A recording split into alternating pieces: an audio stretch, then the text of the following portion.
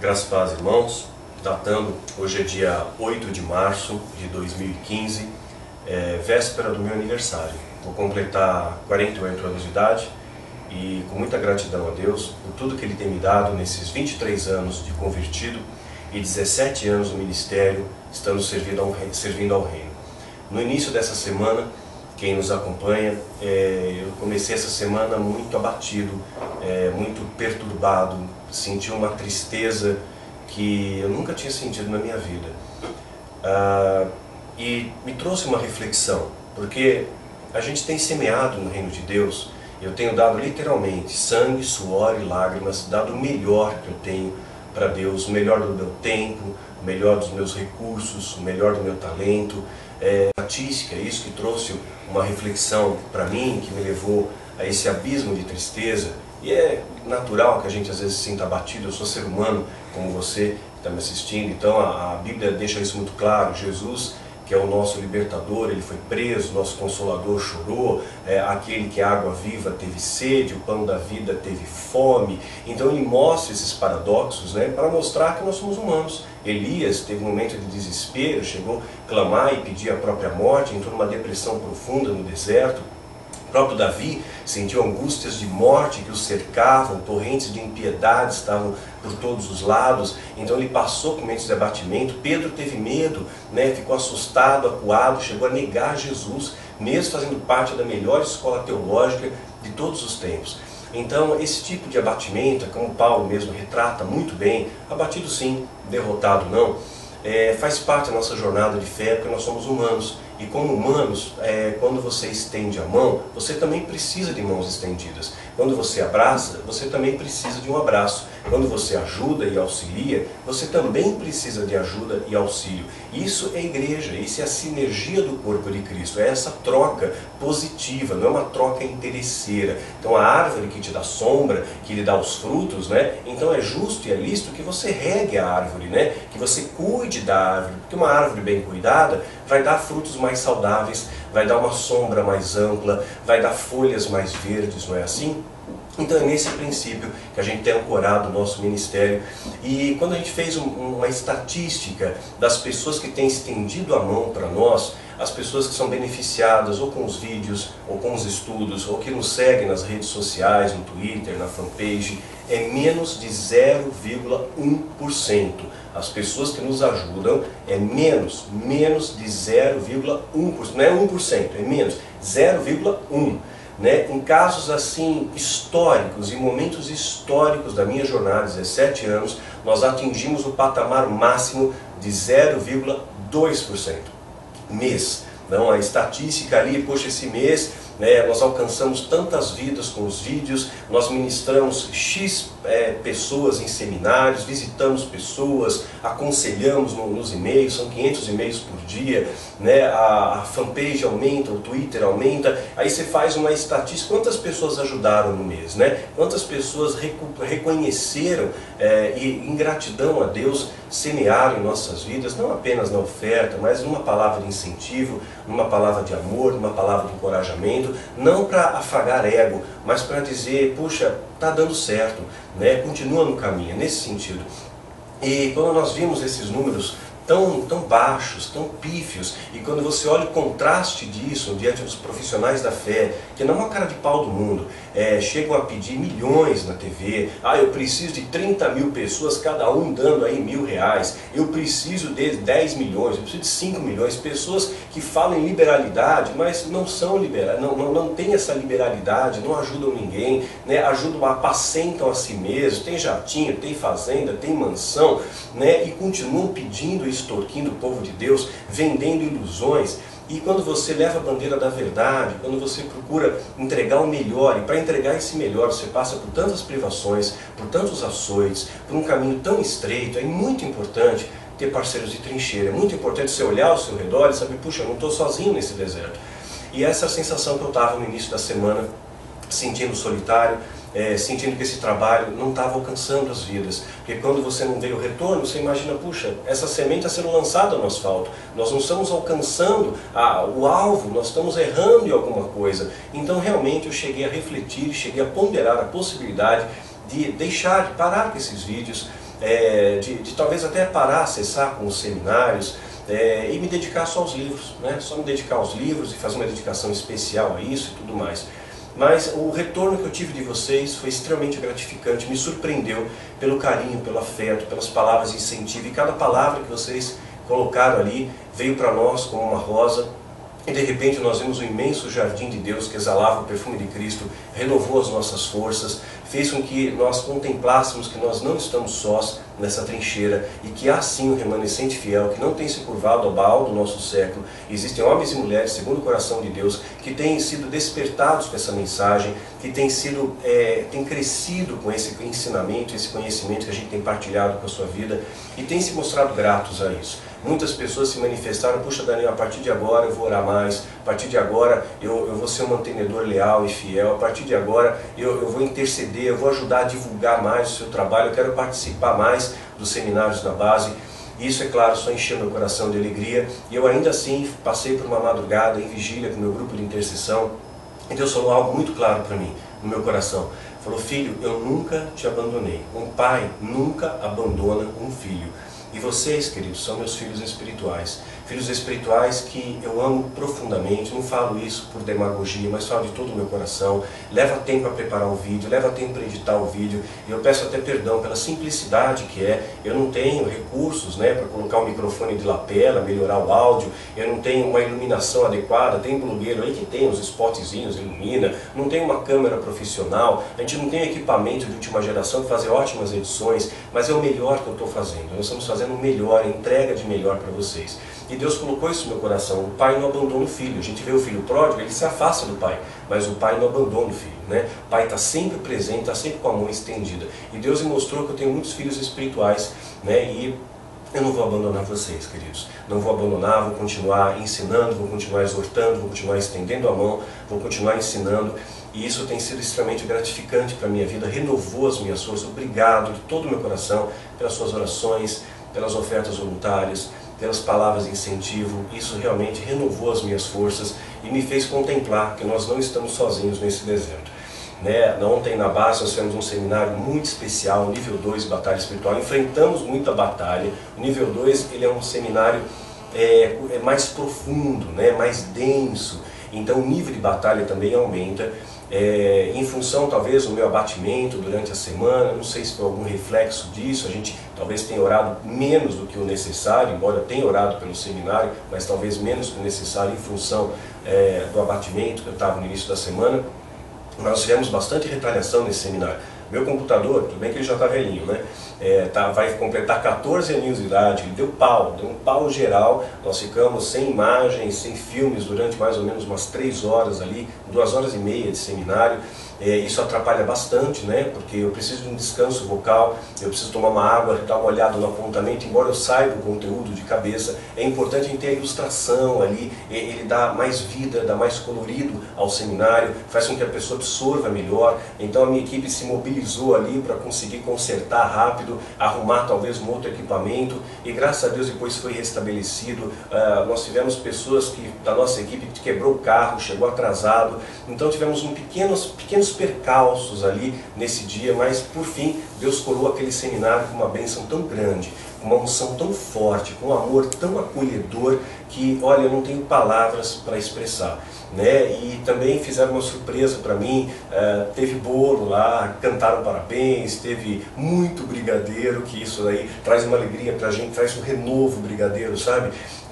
Tinha coxinha, tinha esfirra, refrigerante. Então o povo tem aprendido isso, a partilhar com a nossa mesa, tem sido muito abençoado, tem sido uma festa, uma celebração a Deus. Cada encontro na base, as pessoas somaram muito com o nosso bazar. Quantas pessoas foram abençoadas com o bazar, com calçados, com roupas, com agasalhos, com livros. E olha, gente, uma bênção isso, eu não tenho palavras para agradecer, eu só tenho que agradecer a Deus e agradecer a vocês por partilharem, por me dar o privilégio e a honra de servir a sua vida, de servir aos que servem. E eu espero continuar sendo digno de merecer a sua confiança, de merecer todo esse amor que vocês têm depositado nesse altar, e que Deus continue a nos capacitar, né, a levar essa mensagem aos confins da terra. Quero apenas partilhar com vocês Eu já vou tirar o celular daqui, porque senão ele vai dar interferência aqui na filmagem.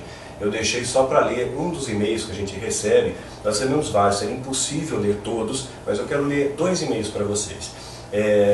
Um eu acabei imprimindo e o outro eu vou ler aqui porque acabou a tinta da impressora, tá? Uma ovelhinha virtual que escreveu, ela falou comigo no seminário de ontem, mas ela escreveu novamente. Olha que interessante, que lindo essas coisas. Isso é muito gratificante, está tendo fruto, ou seja, está brotando as sementes, né? Daniel, eu só queria mais uma vez agradecer a você e a sua família e todas as famílias representadas da sua equipe, né? Aí cita toda a equipe, o Sub, a Karen, tudo mais, o Wilson, Camila, né? São 2h30 da manhã, eu já estava deitada, mas eu senti no coração de vir aqui agradecer. Mesmo tendo falado isso pessoalmente, realmente ela compartilhou que Deus curou ela no seminário, falou, puxa, Daniel, não desiste, olha como as pessoas saem diferentes daqui, isso é muito legal. Bom, eu não conheço palavras na minha mente e ela não consegue achar qualquer uma sequer para poder expressar o que houve. Uma presença tão forte, mas tão forte. O que dizer? Eu já fui a outros seminários seus na base, já fui curada, já senti a presença de Deus, mas cada vez é diferente. E hoje estava tão forte e aconteceu algo que jamais poderia explicar. E de fato, tinha uma unção especial ali, tinha algo novo naquele local. Renovou as pessoas, fortaleceu e fortaleceu a minha vida também. Realmente, de fato, querida, foi muito especial mesmo. Como explicar sensações, é óbvio que você já sabe de tudo isso e com certeza foi bênção para todos. Eu não sei o que dizer, na minha mente, no meu corpo, meu espírito, muito forte. Ele é algo tão grande, ele é tão maior, tão além do que a nossa mente humana é capaz de compreender. Não sei o que vou fazer, não sei o que não sei o que vai acontecer, mas tenho certeza que Ele vai me capacitar. Não posso perder isso, não posso errar. Preciso seguir em frente caminhando. Mais uma vez, obrigado a todos vocês. E essa palavra obrigado não chega a 10% do que realmente estou sentindo em relação à gratidão para com vocês. Que Deus abençoe imensamente e tudo mais. Teve um rapaz que compartilhou também, o Lucas, que Deus tinha curado ele no seminário passado, embora não seja um seminário de cura. Ele batalha espiritual, como que Deus é multiforme graça de Deus, né? Deus ele usa o seu poder, a sua graça, a sua misericórdia em qualquer circunstância.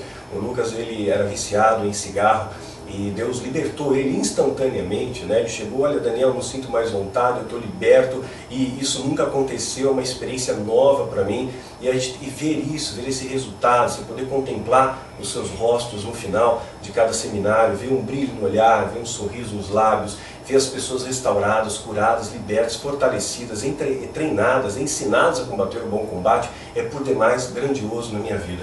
Eu recebi um outro e-mail que me chamou muito a atenção, eu quero ler rapidamente para vocês. Esse eu imprimi porque ainda tinha tinta na impressora.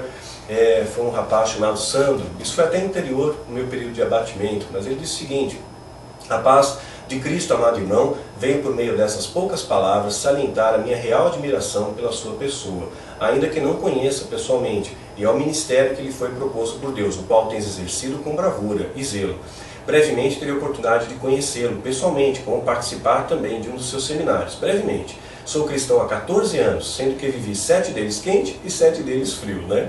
Fora da comunhão. E graças à loucura de Deus, o qual estou inserido desde 2015, Ele tem manifestado sobre a minha vida o poder da restauração, que é proveniente dEle. Amados irmãos, hoje procuramos referências inspiradoras ao nosso redor e encontramos poucas pessoas fiéis e zelosas a Deus. Assim, algumas pessoas de boa fé prendem-se a homens que dizem ser o que não são, por falta de opções e referências nas suas congregações, sendo então presas fáceis e manipuladas pelo sistema empregado hoje nas igrejas. Me prolonguei nesse comentário apenas para dizer que o tenho como referência de caráter cristão, de conduta cristã, e que tal testificação é pelo Espírito Santo de Deus e ao meu espírito vivenciá-la. Na Bíblia temos alguns exemplos, como Josué aos pés de Moisés, Eliseu aos pés de Elias, nosso Cristo aos pés de Deus, Maria aos pés de Cristo, os discípulos aos pés de Cristo e muitos outros exemplos. Esses que deveriam ser mais frequentes hoje em dia, porém são poucas as referências que temos hoje no Brasil.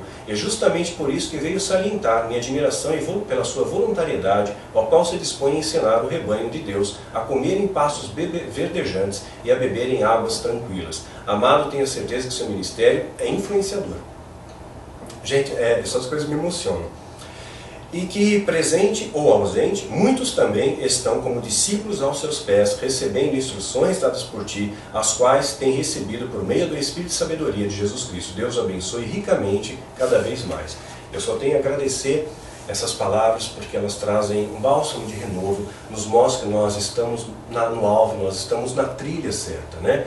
E a Bíblia, ela nos ensina uma questão interessante, Gálatas, capítulo 6, versículo 2, levai as cargas uns dos outros, e assim cumprireis a lei de Cristo. Então é meu dever, é seu dever, partilha as cargas, partilha as suas dificuldades, partilha os seus problemas, um peso dividido fica mais leve. Isso serve para mim e serve para você. E é um privilégio para mim poder tornar o seu fardo mais leve. Às vezes, há momentos que você vai precisar de ajuda para carregar a cruz, né? E para mim é uma honra, um privilégio poder interceder pela sua vida, lhe apontar o caminho, lhe apontar o norte, mas eu também vou precisar da sua ajuda muitas vezes, né? E continua aqui no versículo 6, e o que é instruído na palavra, reparta de todos os seus bens com aquele que o instrui. Então, mais um mandamento de Deus, se você está sendo instruído, partilha com aquele que o instrui, ajuda, você está sendo ajudado, você também ajuda. É o princípio de semeadura, não é uma coisa interesseira, mas é algo que deveria ser algo natural em nosso coração, né? Então, se alguém lhe estende a mão, amanhã você pode estender também. Se alguém lhe abraça, você também abraça, não é assim? Isso é igreja, isso promove a sinergia dentro da igreja.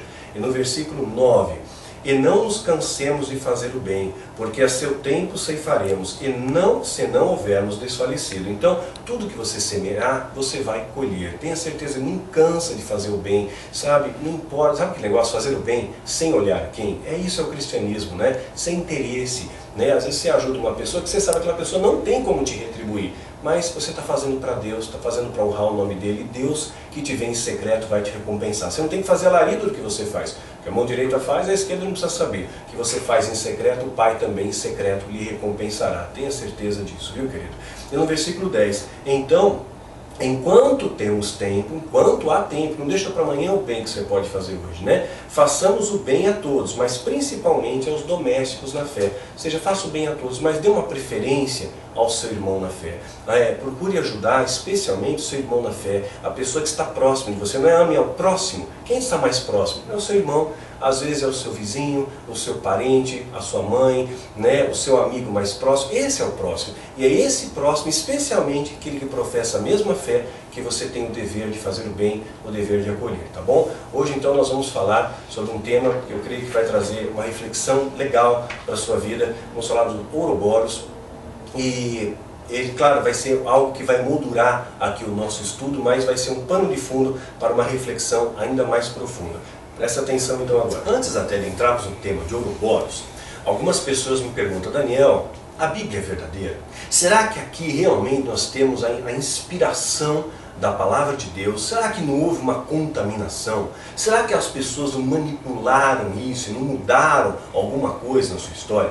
A Bíblia, querida, ela foi escrita ao longo de mais ou menos 1.600 anos, escrita por aproximadamente 40 autores diferentes, em épocas diferentes. E nós vamos encontrar uma coadunação muito equilibrada no seu discurso, na sua oratória, né, nos textos, muito equilibrado.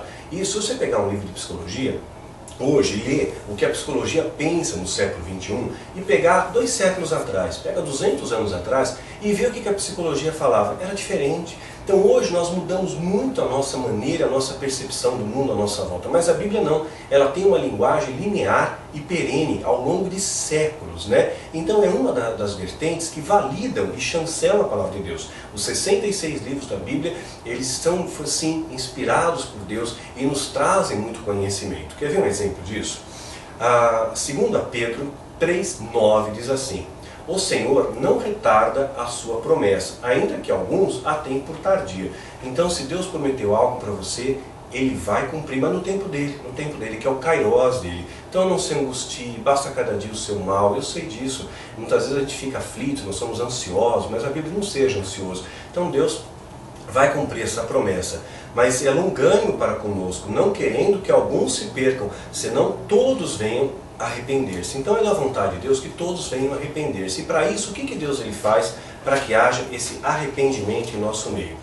1 João, capítulo 3, versículo 8, diz que Jesus ele veio até nós para quebrar as obras do diabo, né? 1 João 3, 8. Quem comete pecado é o diabo, porque o diabo peca desde o princípio. Para isto o Filho de Deus se manifestou, para desfazer as obras do diabo. Então o mundo jaz no maligno, como também diz 1 João 5,19.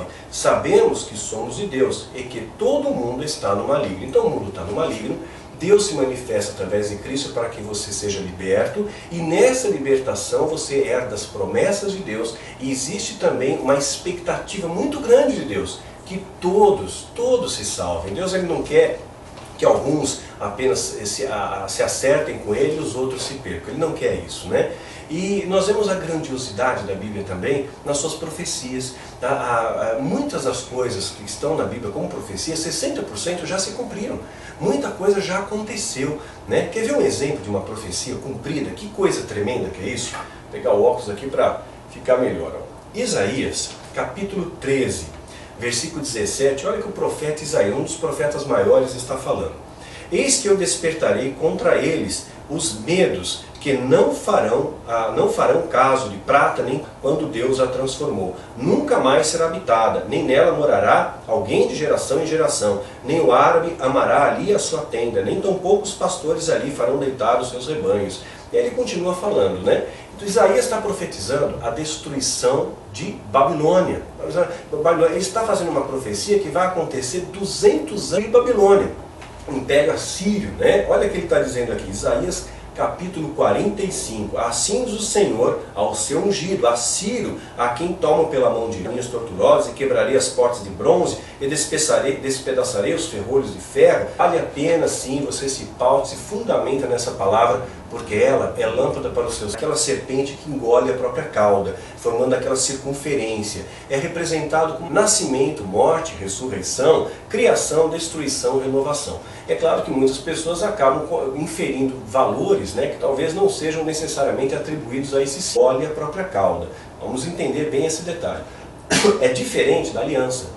De tal ponto ali, já a aliança ela é algo, um símbolo muito superior a esse Ouroboros. A aliança sim representa a eternidade. Por isso que Deus ele faz uma aliança conosco, essa aliança é eterna. Você não consegue identificar aqui na solda da sua aliança onde foi o começo, onde foi o fim, né? Onde é que o ourives ele pegou, cortou, onde é que ele está a solda, onde é que está a emenda. Você não consegue perceber. É assim que é a aliança de Deus conosco, uma aliança perene, eterna, né? Para que todos sejam salvos, para que haja um arrependimento. Isso está na vontade, está no coração de Deus, né?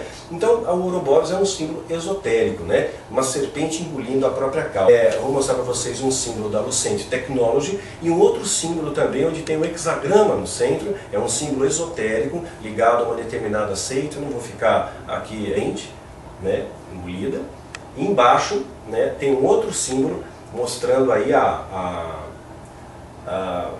um símbolo esotérico onde tem o hexagrama. Tem no nosso canal do YouTube, é um assunto que a gente fala melhor no seminário de escatologia. Aqui também tem um outro símbolo ligado ao Ouroboros, né, ligado à maçonaria. Olha só, você vê um símbolo presente em diversas seitas, né, em diversas culturas. Vou mostrar mais um aqui. Esse daqui é um da Disney. É por isso que eu gastei a tinta da impressora. No desenho aqui dos dálmatas, você vai ver aqui essa bolinha aqui em cima, né? E ela vai ter também, assim, está fazendo uma alusão ao Ouroboros e está fazendo uma alusão também a uma série de outros símbolos, alguns deles ligados à ufologia, né? a coisas místicas, esotéricas e tudo mais. Então o Ouroboros é uma palavra que vem do grego, ela é formada por duas palavras, aura, na verdade, que significa cauda, oura, que significa cauda, vindo do grego, e boros, que é do verbo comer ou devorar. Então, está comendo ou devorando a sua própria cauda, esse é o significado. Existem outros significados que eles acreditam que possa ter vindo do hebraico, né? O termo ouro poderia ser rei e o obe, serpente. Então ele vai estar presente em muitas figuras mitológicas aqui. Eu anotei algumas coisinhas para partilhar com vocês. Figura mitológica muitas vezes ligada à religiosidade, uma conexão entre o homem e Deus. Lembrando, é uma figura esotérica, tá? Não tem chancela bíblica para isso. Na verdade, é uma maneira do diabo perverter a aliança de Deus. Satanás é muito astuto. A aliança de Deus é uma aliança perfeita. Ela não tem começo e não tem fim. E quando Satanás ele se apresenta como uma serpente, né? Quem é a serpente? É aquela que enganou Eva. Quem é a serpente? É aquela que vai ser condenada ao abismo, citado em Apocalipse. Satanás, a serpente. Então, você vê que Satanás está profanando valores que são valores de Deus e pegando uma simbologia divina que é a aliança, que é o círculo perfeito, a aliança que você usa aqui, por isso que Deus faz uma aliança com o homem, né? E usa um plágio da aliança. Então o que ele está fazendo? Ele está imitando a aliança, né? Só que é a serpente que se alimenta do próprio veneno, né? E se engole a cauda, ou seja, ela alimenta do próprio veneno e se alimenta da sua própria escória, né? Dos seus próprios dejetos, né? Então é uma coisa contaminada, é um sistema contaminado. Ele usa um modelo de serpente, um modelo de dragão, muitas vezes para se apresentar para diversas culturas, dizendo: eu estou estabelecendo uma aliança com você, mas não é a aliança de Deus. É uma aliança deformada. Só que muitas culturas interpretam como sendo uma aliança de Deus. Olha a sutileza que o diabo utiliza. Ele imita um procedimento divino, ele deforma esse procedimento, é aquilo que a gente já fala no seminário nível 2. Deus faz o homem à sua imagem e semelhança. Aí o diabo vai lá, deforma isso e cria algo chamado zoomorfismo, né? Nasceu lá na época dos caldeus, está na mitologia dos caldeus, né? Então o zoomorfismo o que é? É meio homem, meio animal. É uma figura feia, uma aberração, uma monstruosidade, e faz com que o homem adore essa monstruosidade, né? Então é isso que o diabo procura fazer, profanar os valores, né? Diabo vem do grego diabolos, aquele que traz divisão. Então ele procura trazer divisão de maneira sutil, né? Então você veja que ele está contaminando um valor divino aqui. Isso que eu quero que você preste atenção na sutileza. Os Ouroboros vão estar presentes em várias culturas, no Egito, na Grécia, na Índia, no Japão, vão estar inclusive encontrados em culturas pré-colombianas, como os astecas, né? Que viviam na península de Yucatán, né? Ele vai ser representado pelo deus serpente, conhecido como serpente emplumada, né? Então também vai estar essa figura da serpente. Era um deus asteca, e lembrando, os astecas matavam em escala industrial muitos dos seus sacrifícios oferecidos a esse deus serpente, que se apresentava também engolindo a própria cauda, também chamada de serpente emplumada. Então veja só a questão, ele se apresenta como Deus. Eu tenho uma aliança, mas é uma aliança corrompida, é uma aliança deformada, é uma aliança que inverte os valores de Deus. Jesus já fez o sacrifício na cruz por nós, ele cessou isso daí, e a gente vê aí toda essa influência, né, em vários povos fazendo sacrifícios humanos para agradar esses deuses pagãos, que na verdade é a figura do diabo disfarçada, camuflada ali. Então vai estar em diversas culturas. Vou pegar outros exemplos aqui. No budismo, o Ouroboros ele simboliza o olhar para si mesmo, como uma forma de evoluir espiritualmente, marcado pela ausência de começo e fim. Marcado pela ausência e começo de fim. Olha a sutileza mais uma vez. Nós sabemos que tem um fim e tem um começo, porque existe ali uma linha que você consegue divisar. Não é uma aliança perfeita. Então é mais uma ilusão que traz aqui, né? Mais uma ilusão, uma contaminaçãozinha que ele consegue jogar ali, né? Aquela questão mesmo do símbolo da estrela de Davi, né, que nós já falamos nos seminários, o hexagrama. O hexagrama é um símbolo pagão. De repente introduz isso, às vezes até em igrejas, evangélicas, às vezes sem saber, né, no adolo, né? Então entra na misericórdia de Deus. Muitas pessoas sem saber, usando essa simbologia como se fosse uma reverência a Deus, mas não é, está contaminado. Como a cruz invertida que a Igreja Católica utiliza e acredita ser um símbolo de reverência a Deus, mas não é. É um símbolo satânico, é anticristo, é contrário a Cristo, fere os valores cristãos verdadeiros, genuínos. Representa Pedro, que supostamente foi crucificado de ponta cabeça. Supostamente, não tem evidência bíblica para isso, né? Então são relatos históricos paralelos aí. Então nós observamos que existe uma sutileza no satanismo. Já mostrei isso nos seminários. O pentagrama satânico é um pentagrama em cima de 5 pontos, tem uma correntinha e um crucifixo de ponta cabeça. É um símbolo satânico. Pode pesquisar na internet aí. A cruz invertida é um símbolo satânico. Então o diabo ele procura profanar ensinar valores de Deus, inserindo dentro, né, da sua liturgia religiosa símbolos satânicos, né, para que você deixe de olhar para Deus e olhe para Ele, para que você subtraia a adoração de Deus e venha a adorar o diabo, né? Isso vai estar em várias outras culturas. Ele também vai ter simbolizado por um deus romano, esse Ouroboros também é simbolizado, é um símbolo de um deus romano chamado Janus. Era o deus do início, das estradas e das escolhas, né? Interessante aqui o plágio, mais uma vez, que ele coloca com Jesus, né? Na alquimia é usado como norteador das estações do ano, dos céus, a partir da representação da serpente que devora a própria cauda, simbolizando a energia cíclica da vida, a unidade primordial, a totalidade do mundo. Que energia cíclica é essa? Se você está se alimentando com veneno, você não come veneno, você não come estrume, né? E se ele está ligado à própria cauda, ele está se alimentando disso, é um ciclo corrompido, não é um ciclo limpo, não é um ciclo estável, é um ciclo de veneno, de contaminação, mas está sutil dentro da... Em muitas religiões africanas, também a serpente, né, vai estar ligado ao Ouroboros, representa aí um semideus, né? Lembra o que são semideuses? Filho de deuses com homens, né? Como Hércules, por exemplo, né? Filho de um deus Zeus com a terrena Alquimena, né? Fazendo uma referência aqui muito sutil aos Néfilins, né? Uma referência sutil aos Néfilins, está aqui também na cultura de Ouroboros. Ouroboros representado pelo dragão, olha a complicação aqui, na Índia o Ouroboros é representado com um dragão, circulando a tartaruga, que suporta 4 elefantes, que coloca a tartaruga, elefante, tudo, bananou um pouco a criação aqui. Na yoga, né, o Ouroboros vai representar a serpente Kundalini, né, ou seja, aquele centro de energia do corpo humano, né, onde tem ali um chakra muito importante, ou seja, mais uma questão mística. A gente costuma passar em alguns seminários alguns exemplos, né, desse tipo de meditação dinâmica para despertar essa serpente Kundalini, e essa meditação dinâmica é utilizada muitas vezes em congressos de autoajuda, às vezes em igrejas, né, e isso tem levado pessoas à loucura, sabe? Dá um pane na sua mente, leva à loucura, leva à depressão, leva a suicídio. Isso eles não falam, né? Essa meditação dinâmica é um negócio indescritível aqui, né? É só vendo mesmo, é uma paranoia, é um transe coletivo, e é representado, né, para despertar a serpente Kundalini, né? Então, na verdade, essa serpente Kundalini aí é uma energia que está dentro de você, mas na verdade você está abrindo brechas para que o diabo venha influenciar a sua vida, não possuir a sua vida, mas influenciar ali a sua conduta. A serpente vai estar citada na Bíblia muitas vezes. Pegar o seu dicionário bíblico, sua concordância, buscar a serpente, tem muita informação sobre serpente. Em Gênesis capítulo 3, diz assim: ora, a serpente era o mais astuto de todos os animais selvagens que o Senhor tinha feito. Então a serpente é inteligente, animal astuto. Por isso que Paulo fala, cuidado com as astutas ciladas do diabo. Ele está remetendo a serpente.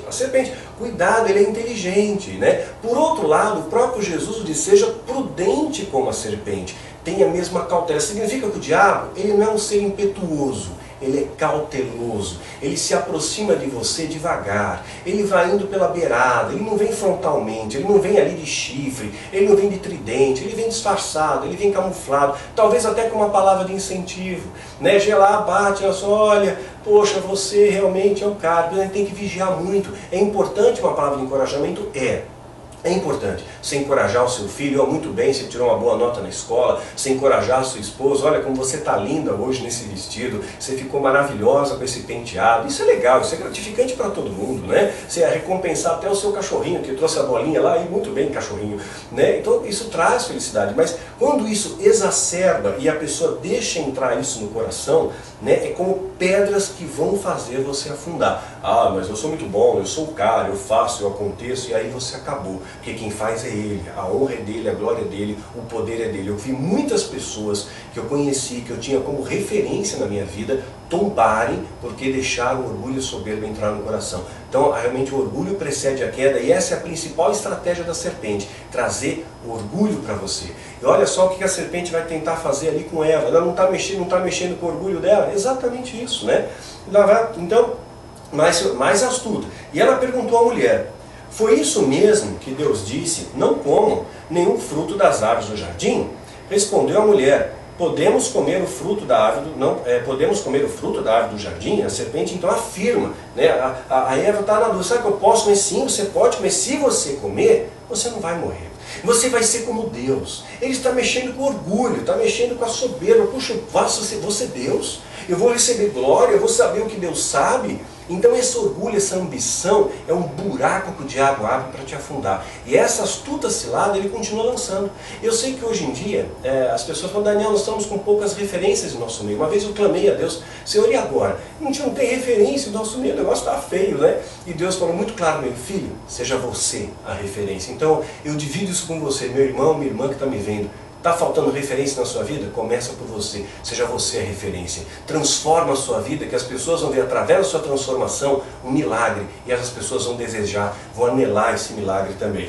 Olha outros exemplos de serpente. O cajado de Arão, diante de Faraó, é transformado no quê? Numa serpente, né? Assim como os magos do Antigo Egito, você vê os poderes que estavam lá não eram pequenos, né? São manifestos também numa serpente. Podiam se transformar em tanta coisa, né? Podia se transformar num lagarto, podia se transformar numa ave. Não, virou uma serpente. Aqui a diferença de magia e de mágica. Existe a mágica que é o ilusionismo, e existe a magia que é feitiçaria. Tem muitos mágicos que usam de magia, de feitiçaria para enganar as pessoas, né? Então tenha discernimento aí, é importante você exercitar esse seu discernimento.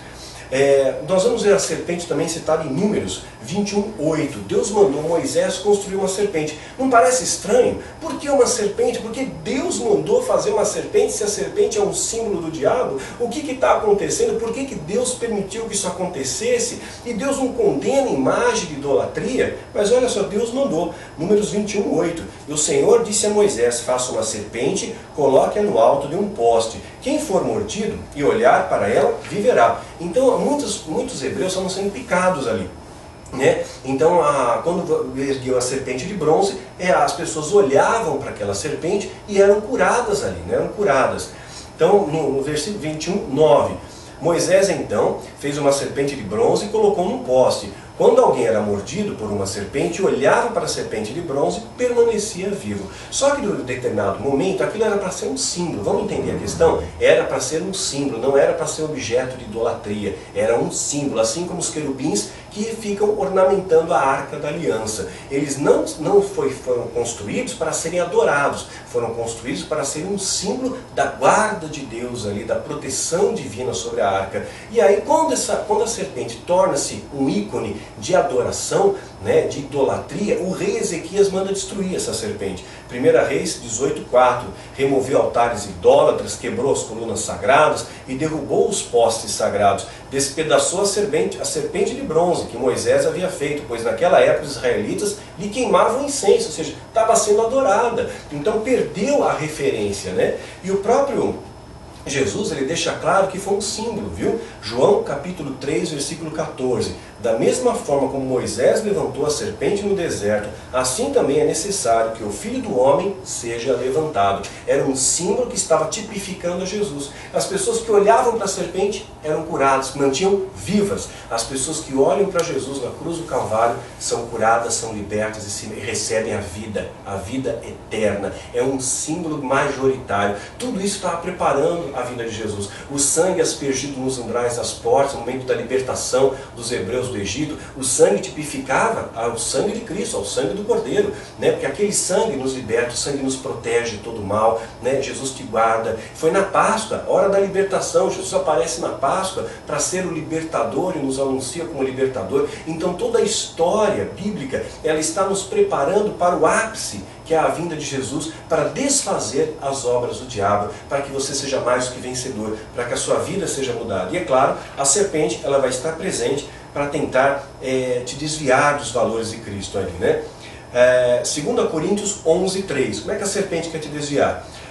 O que receio e quero evitar é que assim como a serpente enganou Eva, e com a sua astúcia a mente de vocês seja corrompida e se desvie a sua sinceridade e pura devoção de Cristo. Esse era um temor que Paulo tinha, que assim como Eva foi enganada pela astúcia da serpente, você, meu irmão, ou eu, possamos ser enganados mais uma vez e por esse engano venha nos afastar dos valores de Deus. Então não olha para as coisas do mundo, não contempla as coisas do mundo, olha para Jesus, sabe? Ele é teu norte. Eu sei que hoje o mundo te oferece muitas coisas, te oferece coisas, embalagens e presentes muito atrativas, mas é ilusão. O seu presente maior está lá no céu, o seu presente está na eternidade, os seus tesouros estão lá, onde a traça não pode corroer, onde o ladrão não pode roubar. É ali que tem que estar o seu tesouro, né? Não deixa para amanhã o bem que você pode fazer hoje, né? A serpente é o próprio Satanás, Apocalipse 12:9. O grande dragão foi lançado fora, e a antiga serpente, chamada Diabo ou Satanás, que engana todo mundo, ele e seus anjos foram lançados à terra. A antiga serpente que engana todo mundo, ou seja, ele tem o poder de persuasão, de engano, astuta ciladas do diabo. É um bicho inteligente, né?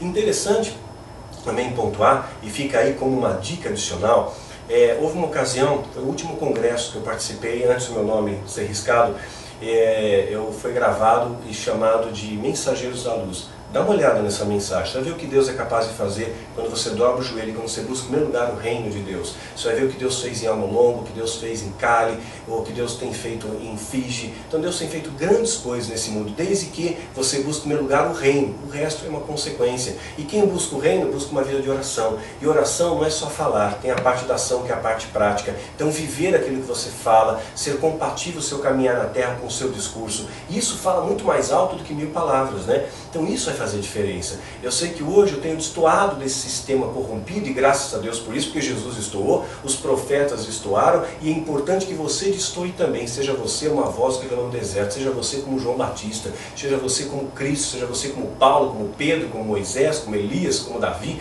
seja você como esses homens. Eles são nossas referências, né? Você é referência humana? Davi foi como você, foi como eu, errou, falho, pecador, mas Deus usou, foi homem segundo o coração de Deus.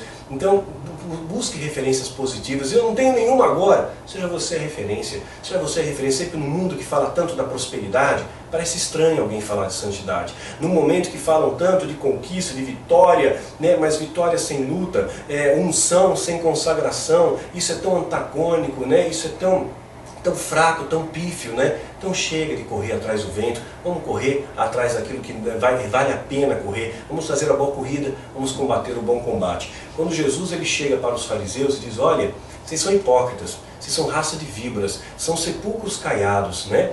Eles são condutores cegos. Você vê que no meio desses adjetivos, Jesus coloca a raça de víboras.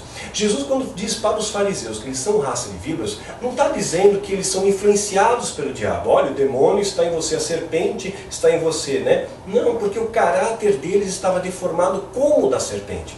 Né? Assim como Satanás é como o leão, se assemelha ao leão, mas não é o leão é Jesus, o leão da tribo de Judá, né? Ele se assemelha ao leão. Então os fariseus se assemelhavam à serpente. Você está sendo como a serpente, como raça de víboras, estão envenenando as pessoas, estão enganando as pessoas, é nesse sentido. Então não se deixe enganar pelas serpentes do nosso século, não se deixe ser picado por esse veneno, né, de desânimo, de abatimento, de tristeza, de angústia. Joga isso para fora, olha para a cruz de Cristo, permita que a cruz de Cristo possa trazer livramento na sua vida. Olha para Jesus, para que essas picadas que essas serpentes têm te dado, dizendo você não pode, você não consegue, você não tem capacidade, você não vai conseguir, você não é nada.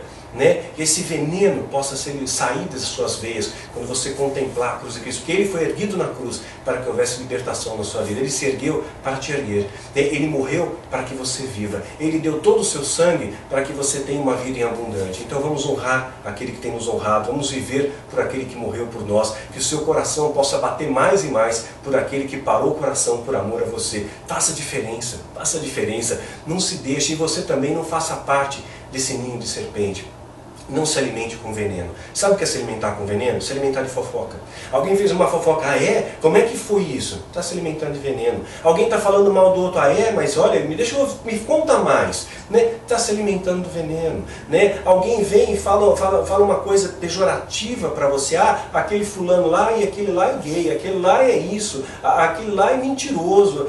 Sabe? Aí Para quê? Você está se alimentando de veneno, você está se alimentando de escória, você está agindo como a serpente. Você tem que agir como Cristo, que se afasta da serpente. Jesus não mandava com o fariseu. Não, havia uma larga separação entre eles, uma larga separação, a não ser que eles viessem buscá-lo, né? Como aqueles que buscaram a transformação, Nicodemos, né? José de Arimateia. Então a gente observa isso. Mas não se alimente, né, do veneno da serpente. Que você se alimente da água da vida, que ela venha transformar a sua vida, venha purificar o seu ser. A água nos purifica, não é isso? Então que você possa tomar esse banho saudável, possa mergulhar nas águas, possa se permitir ser rebatizado por Jesus, né, nesse poder tremendo que ele tem, transformador, né? Não se alimente do veneno, fica a minha dica para você. Não seja você uma cobra peçonhenta também, né? Mas que você possa caminhar na terra somente com a prudência da serpente, com a cautela da serpente, né? Com a inteligência, né? Com sabedoria, mas não use essa inteligência de maneira ardilosa, tá? De querer preparar maldade para os outros. Que a sua inteligência seja usada para abençoar as pessoas. É esse o meu desejo para você, querido, que você realmente continue andando na terra como cidadão dos céus. Que Deus te abençoe e te guarde.